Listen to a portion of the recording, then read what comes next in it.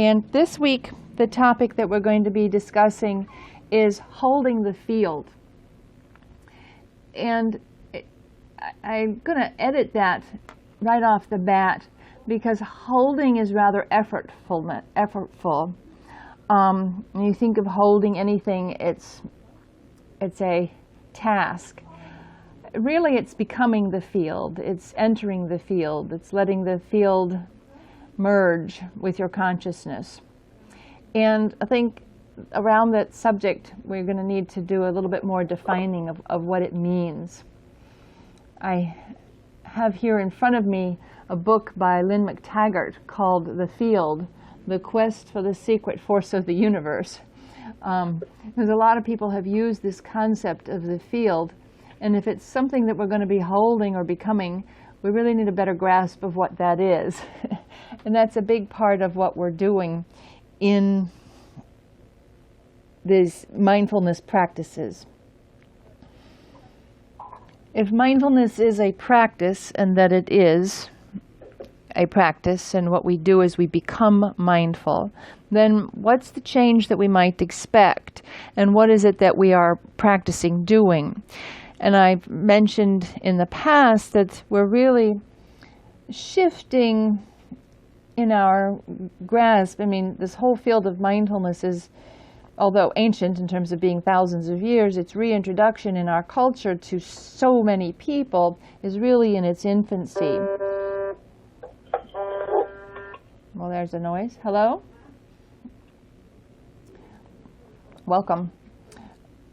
So the whole field is really in its infancy.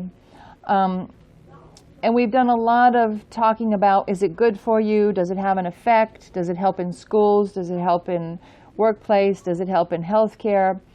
And how does it do that? But we haven't really focused as much on what it is that we're practicing. What is all this practice about? And there are indeed a number of different ways that people are teaching and describing and practicing whatever it is that they're calling meditation and this holding of the field. And so that's what I would like to elucidate in our call here today. And right off the bat, let me ask you if any of you have any questions, first off on this subject or on anything as we get started here. I'm good. Thank you. Okay. Great. Then holding the field. So you're all experienced meditators. You've all been doing this for a while. It doesn't mean that we're great at it. I don't think we ever want to get to the point where we feel that way. but we use it as a tool. And do you have any feeling for what it is that comes over you as you do this practice that we might be describing as the field?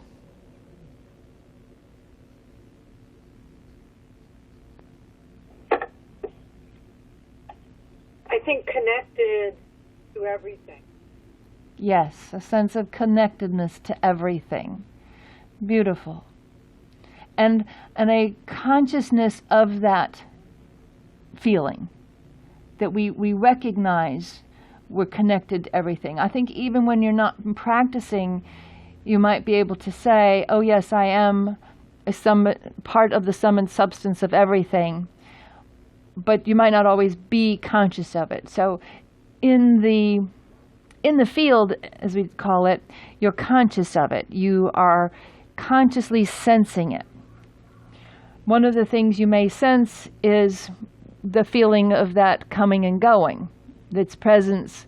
Like if you're suddenly startled, or if somebody manages to tweak your emotions and you get out of that mindful state, you can you feel welcome. You feel things shift.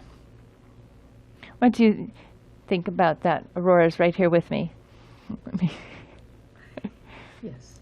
Yes. Do you feel things shift? Oh, totally. Absolutely. I feel things shift. And it's interesting when you have a big group of people in front of you that are all coming in from different places with different thoughts or concerns. You can almost feel that energy. You can get a sense of that. And that can help in your guidance of the meditation. Beautiful, thank you.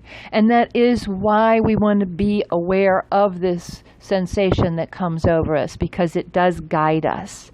I feel it very powerfully when I connect with another person and we share in the experience of the field. There's literally a sensation of resonance, but that sensation of resonance fluctuates. And if you've ever gotten certainly it's recognizable in a hostile situation, there's not good resonance between you. But it can be less severe, even just somebody saying no, contradicting you, no, I don't agree, no, I don't feel the same way. Then you might be urged to get back on the same plane, to feel that resonance, but you're not feeling it. And then there's the subtle things that you've been resonant with the person, you've been holding the field with them, and you feel them through empathy. You sense them starting to go into a shallower space, a more disconnected space, a more distant space. And you, especially with this one-on-one, as you become teachers, as you work with another person or a group of people, you can recognize you're just not feeling the resonance with the other person or the other people, that they are not open to that level of connection. This is a different way of talking about things than it normally comes up at the dinner table conversation. So let me check in with you if this is resonating with you, if you're having an understanding of what we're discussing. Yes.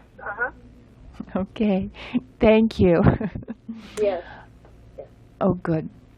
it does. So when you go on your personal practice and you quiet things down, you quiet down, of course, the busy mind, the hecticness, the rapid momentum of what's going on in your brain. Your awareness, your consciousness of sensory processes begins to expand. And as I describe in the book, there's literally things happening in the brain. There's, of course, biochemical changes of neurotransmitters and hormones through the body. And that the reason for those hormones is because they shift the way we feel. So there's a significant change in the way you feel as you continue with your practice.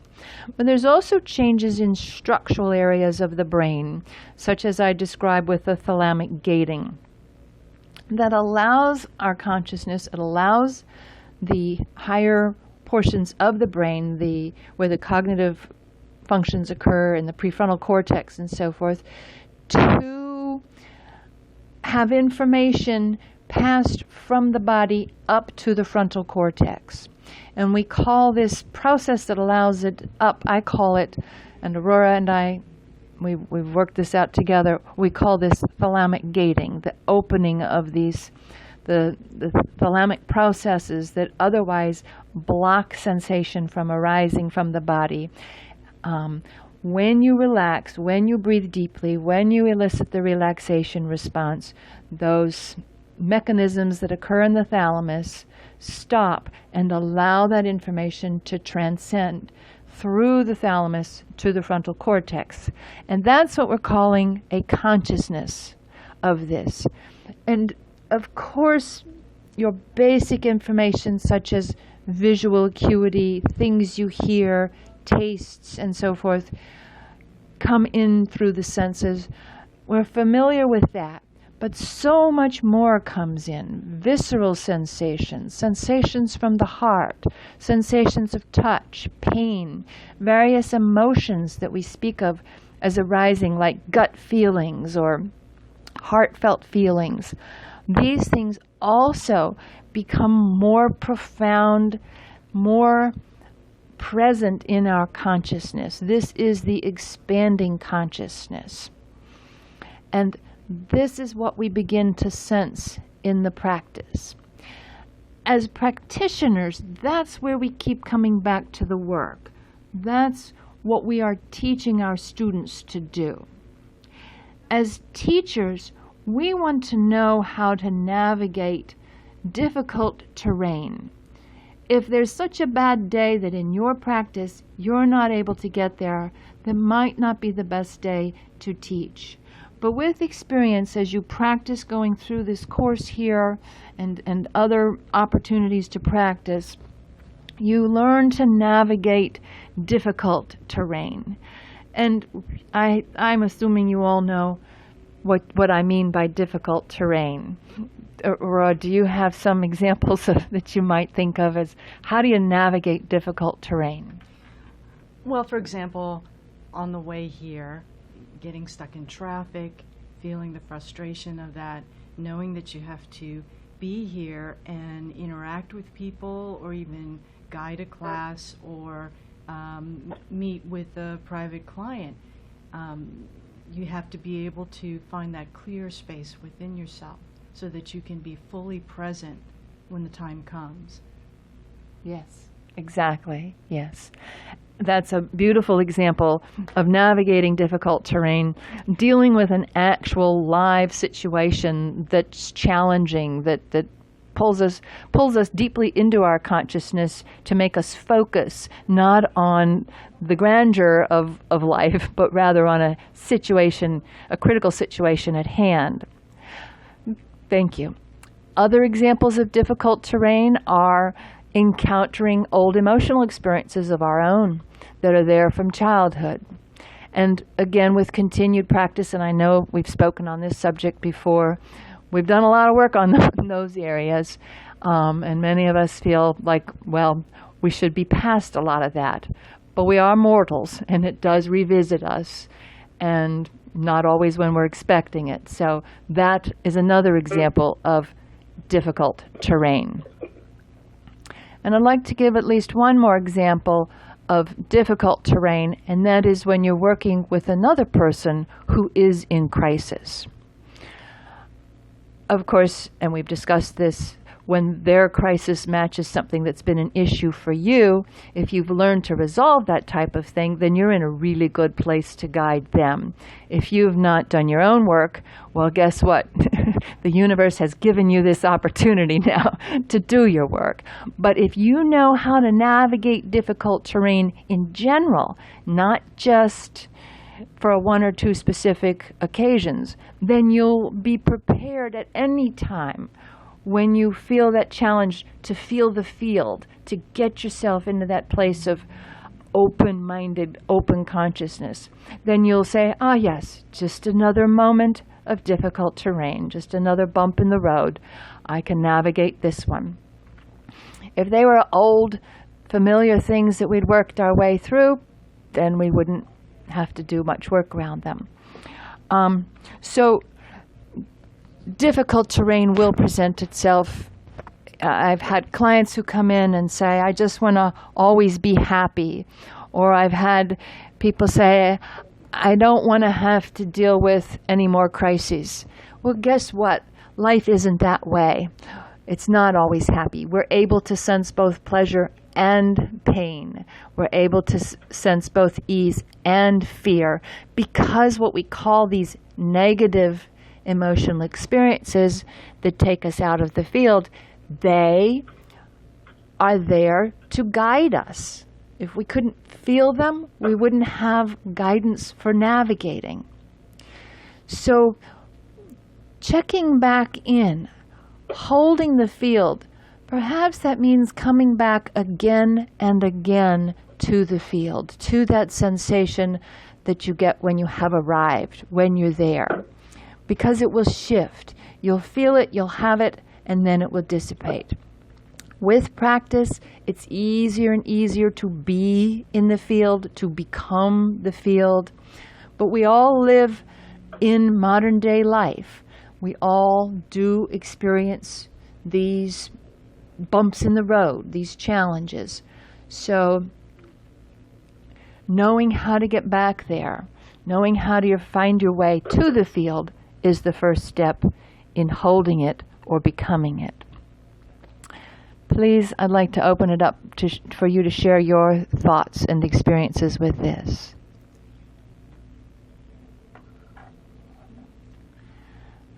I can't raise hands here, so just unmute yourself if you'd like to talk. And is any of this making sense, or would you like me to clarify around a specific subject? Well, it makes sense completely. I understand it, and this is Julianne. Hi, I Julianne. had a similar experience when somebody in one of my stress classes that I teach, they want to know how to live a life without stress. And there had been a day that I drove in an hour on the LA freeway, and I'm feeling it my own self. So, being able to bring myself, but I notice is when I notice now when I'm holding my breath is like an indicator for me to just take another pause, take a deeper breath to bring myself back to some centeredness, to the present moment, or so to speak. To Lovely. say that, life is stressful. Yes, and And even when you think that you've driven that road and there's been a pot in the hole in the road and it was all fixed, you were ready to drive down that road, guess what happened? There's another hole in the road. beautiful analogy. That makes sense. Thank you, Julianne. Yes. You're welcome. Yes. Anybody else?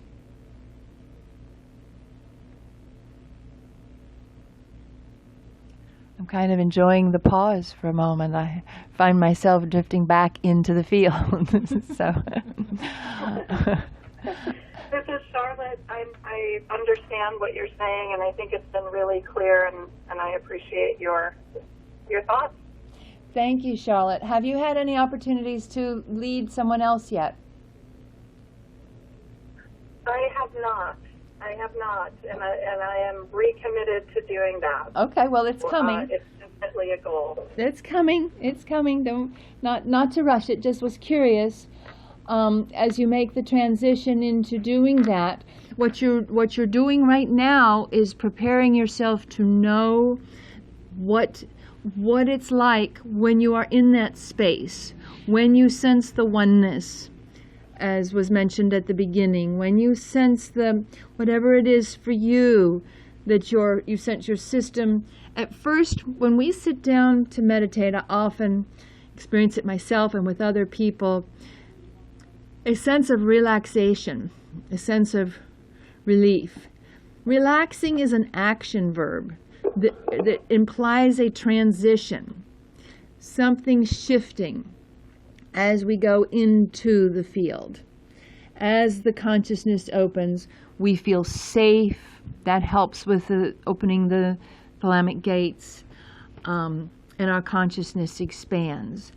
And it deepens and deepens and deepens. And sometimes you can just spend a whole class either getting people to the point where they're willing to begin to relax, or deepening once they're opening into relaxing, or then the sensations, the amazing sensations of being in the field.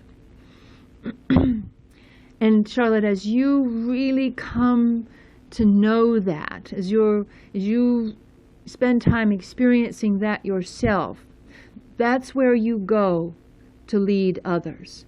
And from there, in some ways, you're just describing that experience to others so that they can sense it themselves.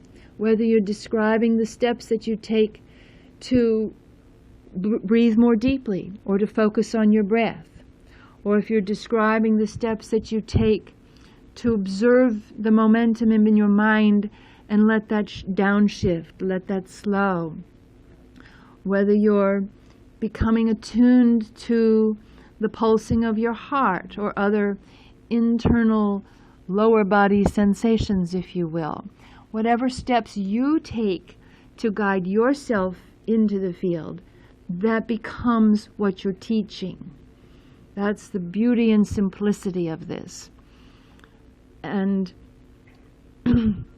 when the challenge is dealing with people who are starting at different places, starting with somebody who's, for example, in my class that I teach on Saturday mornings, there's no prerequisite. So I've got people who've been meditating with me for 6 years in there, and others who are just starting and have never had a day of practice in their lives.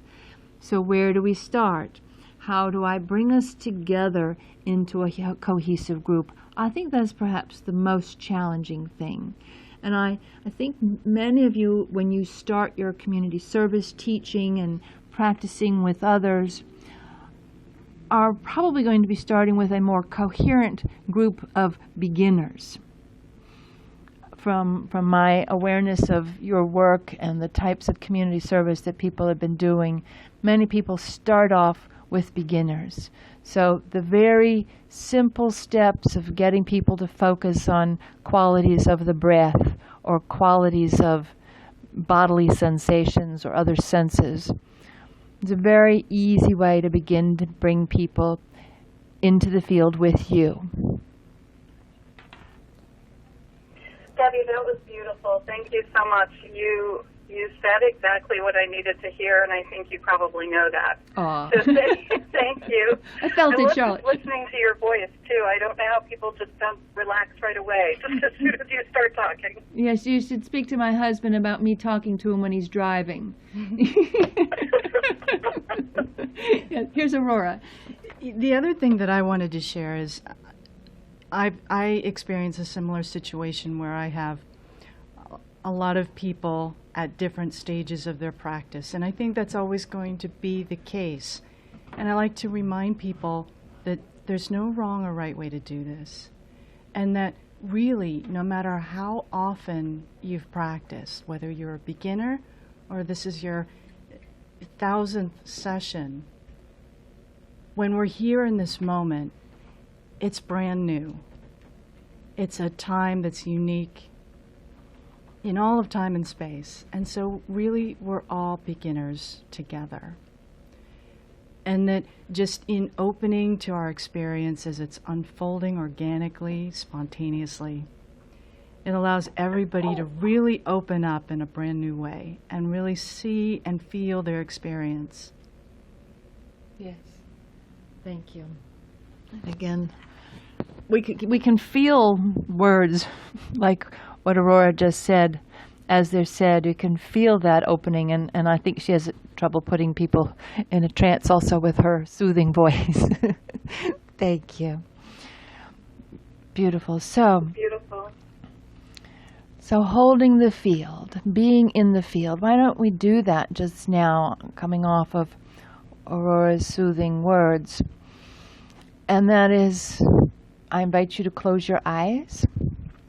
And I do say to my class that, because some people are more experienced at just sinking right into the field, that you can simply let my words become a background noise and just let your consciousness follow and be guided by your own experience, sensing what's going on, often starting in the mind, just because the mind presents itself so boldly.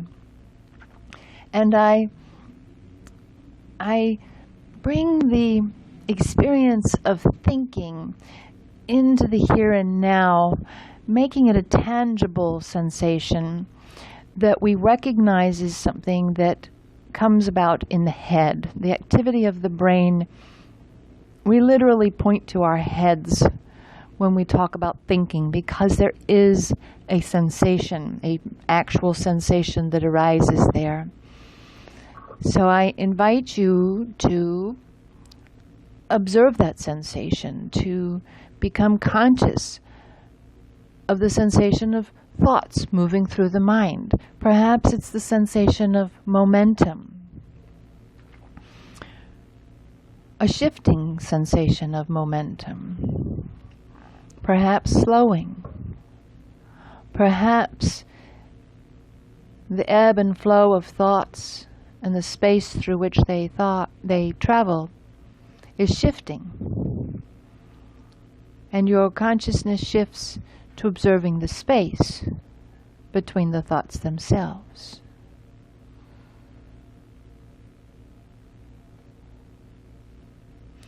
Some thoughts are very relevant. If you're uncomfortable, you keep thinking, well, I wish I'd gotten more comfortable before I started this, then I'm okay with reacting to thoughts. Again, I feel that the experiences that arise within us, whether they be joyous or sad, painful or blissful, can help guide us. The first step is to check it out. Are you comfortable? Are there any adjustments you'd like to make to your posture? Then do so. And check your breath. Are you able to breathe freely and deeply? Then do so. Check your alignment with your posture. Are your hands open? Or are you holding on to something other than the field? The gesture of palms open facing up is a gesture of giving and receiving. It's a very open posture. So that's an option if that brings you even greater ease. What else might you do to discover greater ease? Check the expression on your face. Relax the muscles in your jaw and your cheeks, your eyes, your forehead, your ears, your scalp. And check your shoulders. Is there ease in your shoulders or not? It's not so much about what you find. It's that you look. It's that you let your consciousness go there. And initially we can direct our consciousness to explore that state of curious awareness. What's here? What's there? What's this? What's next? What do you sense in your shoulders, your chest or back? What do you sense in your belly, your hips, or your legs?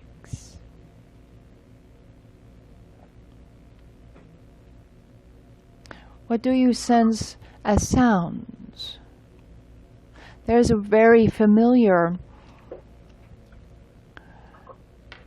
situation, a case, in which we tune out part of the experience, the concept of white noise.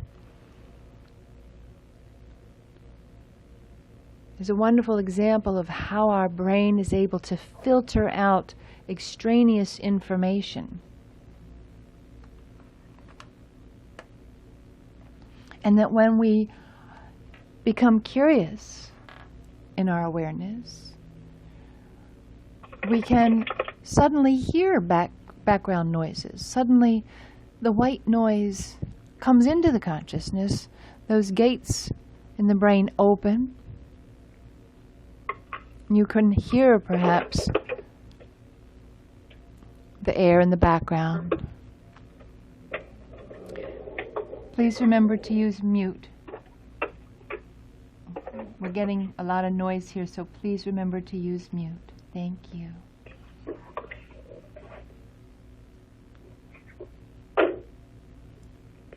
Well, there you go, background noise. It just is. There you go. Funny how the universe works that way. Just talking about background noise and we got some. Yeah. And even with the eyes closed, there's sensations of light and darkness on the inside of the eyelids. Any number of senses that can arise. So at first, we work to focus on the breath and these various sensations. And having explored a multitude of sensations and opened the mind to accepting more. Then we let that awareness, that effort of focus, take a step back. Let the witness take a step back and sit down. And let what's out there come to it.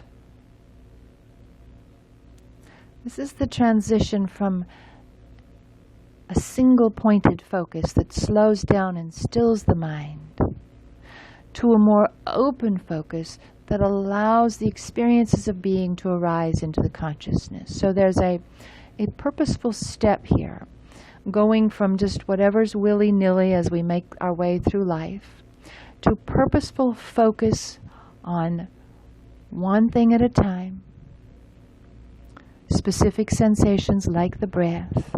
And I love starting with the breath. Purposeful focus on sensations arising from the body into the consciousness, and other sensations, to a non-purposed presence. Simply being in a state of curious awareness, letting experience arise into the consciousness as it will. The experiences may or may not be very different. But this practice, it's like if you've been to see a symphony at a great music hall.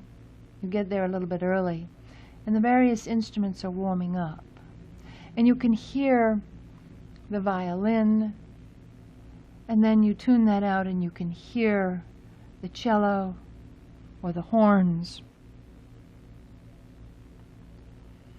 And then they begin to play. And you could focus still on one instrument, perhaps just the harp or just the flute. But then you can let go of that tense focus, that intense focus, an intended focus. And you can simply experience the fullness of the symphony.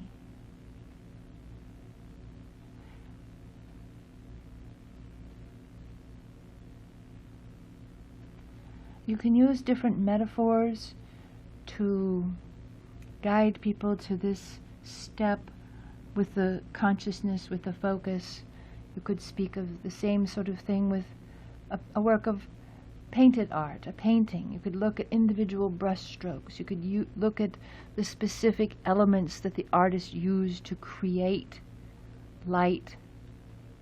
Or you can step back and experience the painting.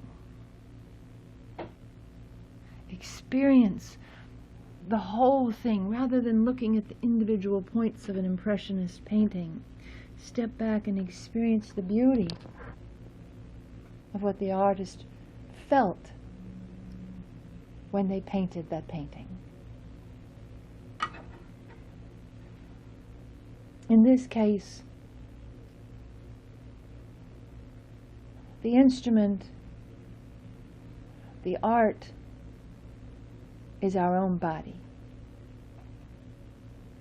The instrument, the symphony, is our own body. It is through the body that we experience life. And what we really want is the fullness of the experience. And we could explain this in psychological terms because that happens when we feel safe. That happens when we feel relaxed or when there's ease. Could explain it, as I've done many times, in physiological terms. But what matters is how you experience it and how your students experience it. Because that is what we seek.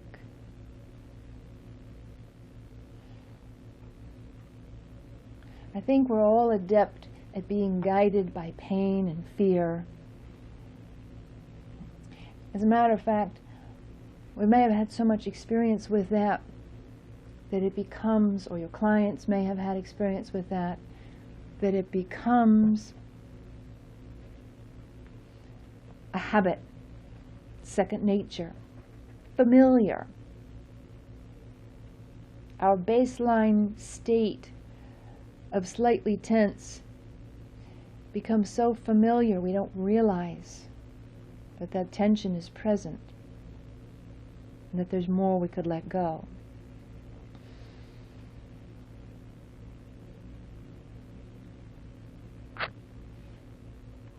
But as we do these practices, we take it deeper and deeper. We go further and further into that realm. And as one of you mentioned earlier in the call, we sense the oneness. It's not just in what we see, and it's not just in what we hear. It's not in any specific flavor only, or in a single touch. It is in everything. It is in opening deeply, opening wide. It is in taking that step back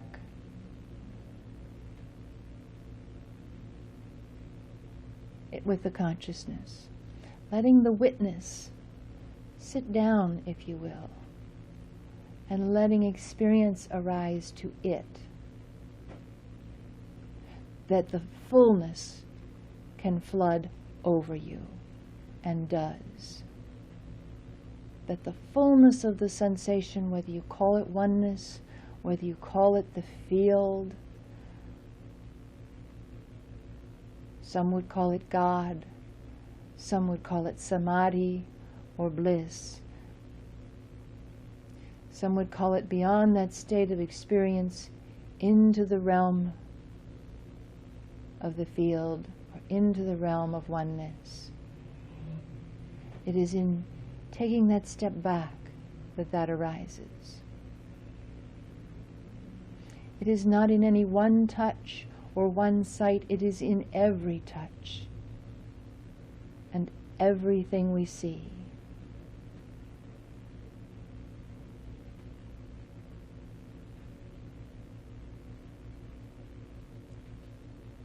Breathe into that.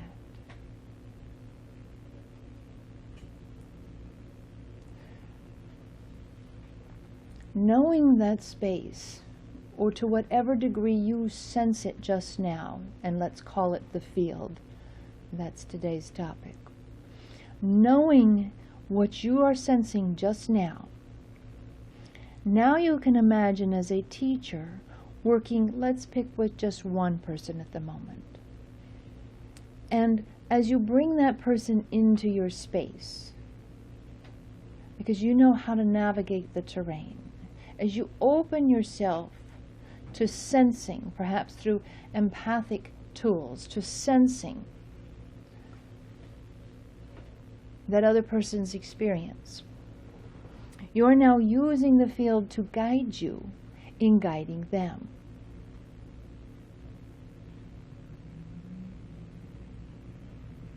And when that fails you, you use your words. When you're open to sensing their experience, but you're not sure, your cogitations on it are not clear if they're reading what's going on correctly. Am I really understanding this person's feelings? Am I really getting what's happening for them? Are they shifting with me? You check in. You ask. You use words. What's there for you? What's your experience like? What does it feel like in your body? What's happening for you?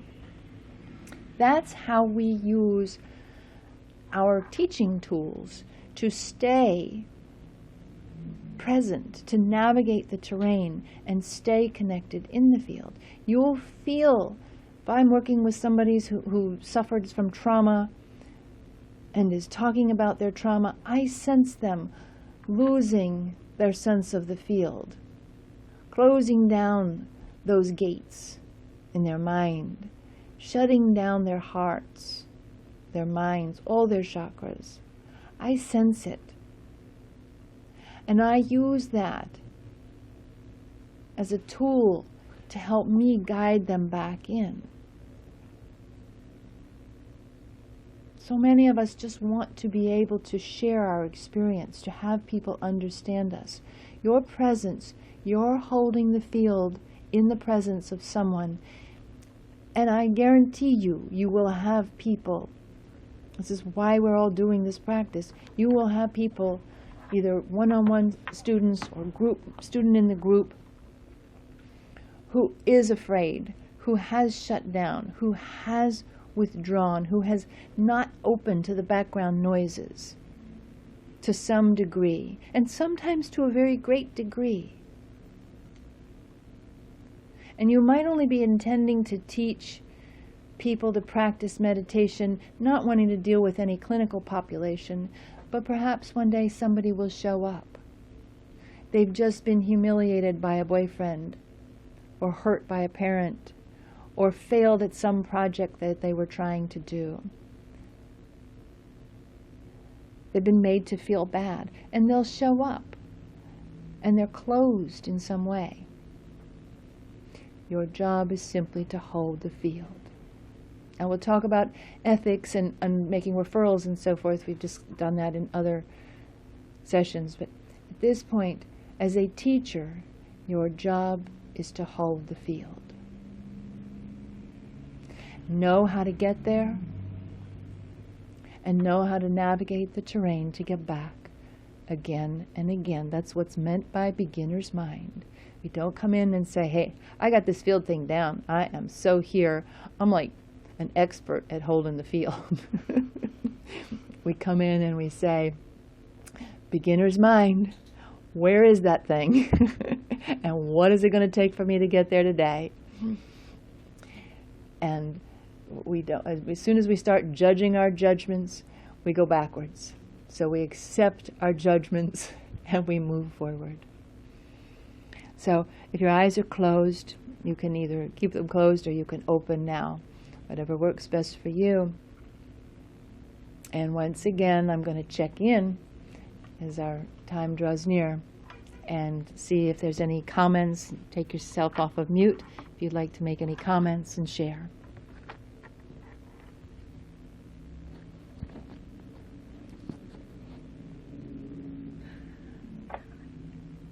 Well, I want to thank you. This is Julianne. I want to thank you. I so appreciate this time. Well, you're so welcome, Julianne. Thank you kindly for joining with this and for your input on the conversation. I appreciate it.